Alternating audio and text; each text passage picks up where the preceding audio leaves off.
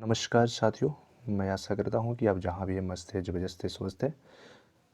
मैं सर्वप्रथम उन सभी विद्यार्थियों को बधाई एवं शुभकामनाएँ देना चाहता हूँ जो इस वर्ष 2024 में बोर्ड एग्ज़ाम परीक्षा में सम्मिलित हो रहे हैं, जो कि 22 फरवरी से प्रारंभ होने जा रही है।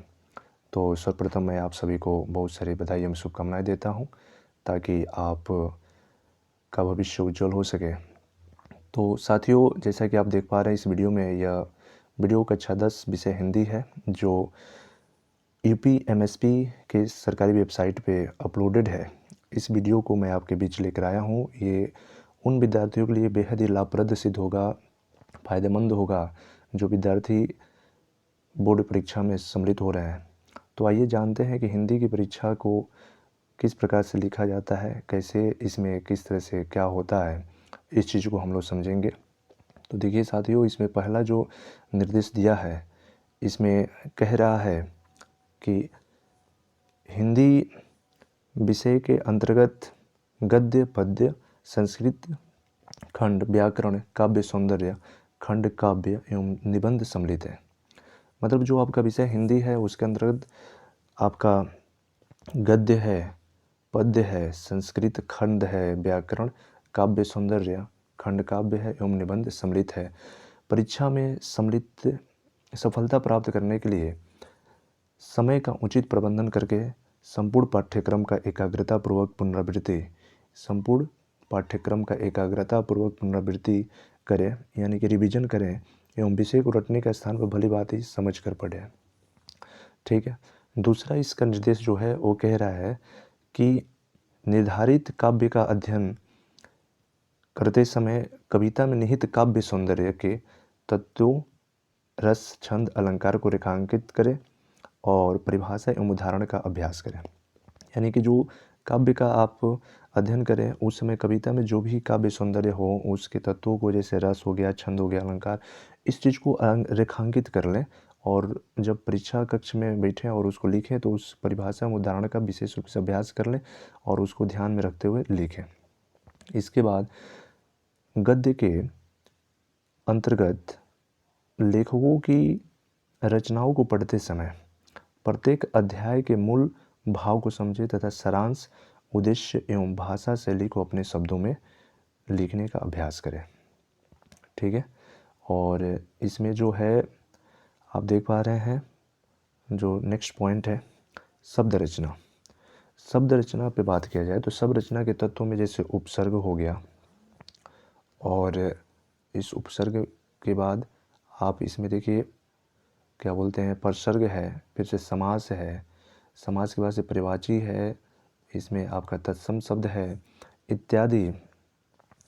नियम एवं परिभाषा को भली भांति समझ लें।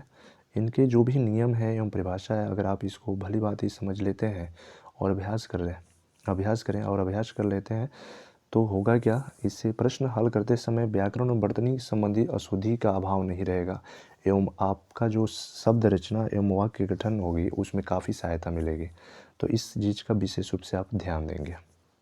ठीक है। उसके बाद से देखिए इसमें आगे क्या दे रहा है कि परीक्षा के पूर्वगत वर्ष के प्रश्न पत्र एवं आदर्श प्रश्न पत्र को निर्धारित समय के अंतर्गत पूरा करने का अभ्यास करें। परीक्षा से पूर्व अगर आपके पास प्रश्न पत्र कोई हो, और आदर्श प्रश्न पत्र बोले तो जो मॉडल पेपर होता है उसको लेकर के, ठीक ना, आदर्श प्रश्न पत्र जैसे आप देख पा रहे हैं यहाँ पे, आदर्श प्रश्न पत्र का मतलब ये होता है मॉडल प्रश्न पत्र जो सरकारी वेबसाइट पे भी उपलब्ध है और ऐसे भी आप नेट से डाउनलोड कर सकते हैं। और गत वर्ष यानी पिछला जो भी प्रश्न पत्र हो उसको लेकर के आप उसके अंतर्गत अभ्यास करते हैं तो इससे आपको काफ़ी मदद मिलेगा। ठीक है। उसके बाद से इसमें क्या है कि सर्वप्रथम प्रश्न पत्र को पढ़ें, सर्वप्रथम प्रश्न पत्र को पढ़ लें। निर्धारित प्रश्न पत्र में दिए गए निर्देशों को अच्छी तरह समझने के पश्चात ही उत्तर लिखना प्रारंभ करें। जो भी आपको प्रश्न पत्र मिले उसको पहले अच्छे से पढ़ें, पढ़ने के बाद से उसके निर्देशों को समझें और समझ लेने के बाद से ही उत्तर लिखने का काम शुरू करें। ठीक है। उसके बाद से इसमें जो वर्णात्मक प्रश्नों के उत्तर होते हैं, वर्णात्मक प्रश्नों के उत्तर तथ्यपरक एवं स्पष्ट लिखें। अभ्यास करें कि व्याकरण एवं वर्तनी संबंधित अशुद्धियाँ न हो, यानी कि जो भी आपका डिस्क्रिप्टिव क्वेश्चंस होंगे जिसको आपको कॉपी पे लिखना होगा, उसके उत्तर लिखते समय तथ्यपरक, यानी उसमें क्या क्या तथ्य हमें देना है उसका ध्यान रखना होगा और स्पष्ट लिखना होगा। और प्रयास यह करना होगा आपको कि जो व्याकरण हो उसमें और उसकी जो वर्तनी है उससे संबंधित अशुद्धियाँ न हो, कोई गलती एरर ना हो सके। इस चीज़ का विशेष रूप से आप ध्यान रखें, ठीक है।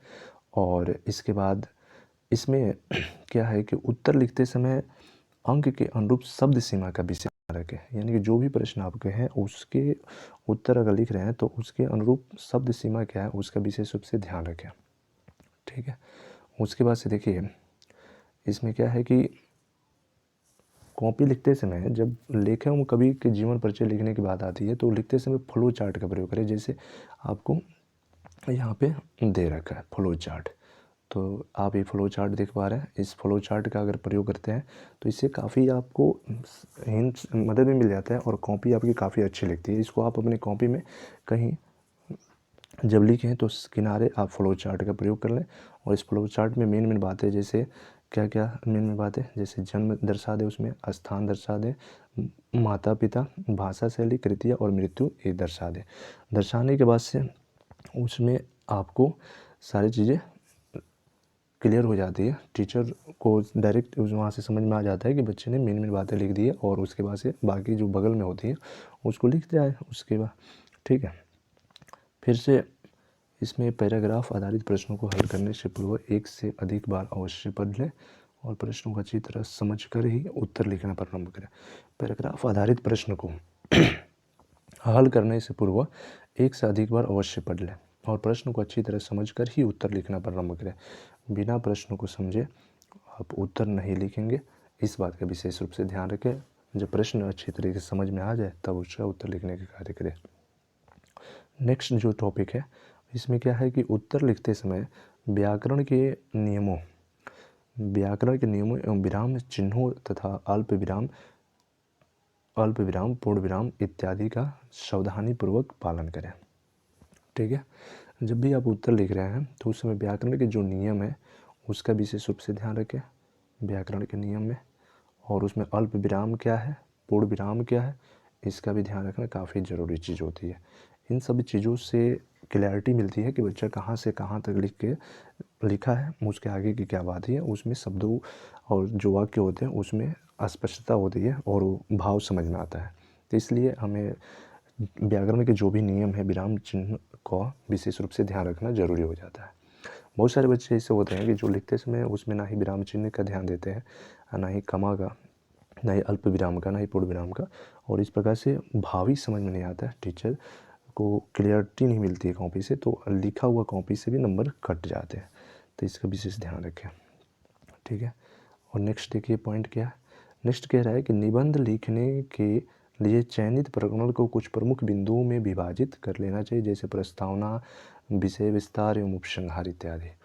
निबंध लिखते समय विचारों की क्रमबद्धता, भाषा शैली, समय एवं शब्द सीमा का ध्यान अवश्य रखें, ठीक है। विषय से इतर भटकाव की तरफ ना जाए, यानी कि जब भी आप निबंध लिख रहे हैं तो उस निबंध में आपको विशेष रूप से उसकी एक बिंदु पे ध्यान दे देना चाहिए, एक प्रकरण तैयार कर लेना चाहिए और उसमें प्रस्तावना, विषय विस्तार, उपसंहार इत्यादि का विशेष रूप से ध्यान रखना चाहिए, ठीक है। और इसके साथ साथ आपको इसमें ध्यान क्या रखना होगा कि इसमें क्रमबद्धता आपकी स्पष्ट होनी चाहिए, भाषा शैली होना चाहिए, समय एवं शब्द सीमा का विशेष ध्यान रखना चाहिए कि कितने समय में हमें कितना शब्द का प्रयोग कर लेना है, ठीक है। और विषय से इतर भटकाव की तरफ ना जाए, यानी कि आपको जिस टॉपिक पे निबंध लिखना है उसी टॉपिक से जुड़े हुए बातों को लिखें, उससे हट करके कॉपी भरने के चक्कर में दूसरी बातें उसमें ना डालें, इस बात का विशेष रूप से ध्यान रखें, ठीक है। इसके बाद संस्कृत खंड पर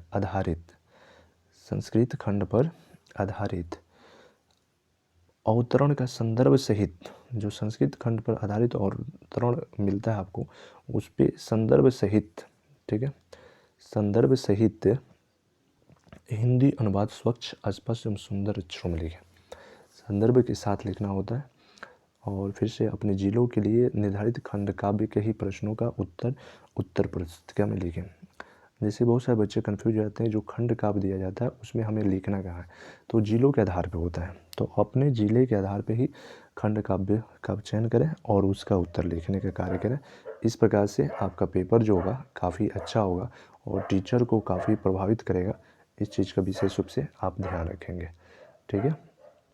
तो मैं आशा करता हूँ कि आपको ये वीडियो से काफ़ी हिंट्स मिला होगा और आपको काफ़ी चीज़ें सीखने को मिली है।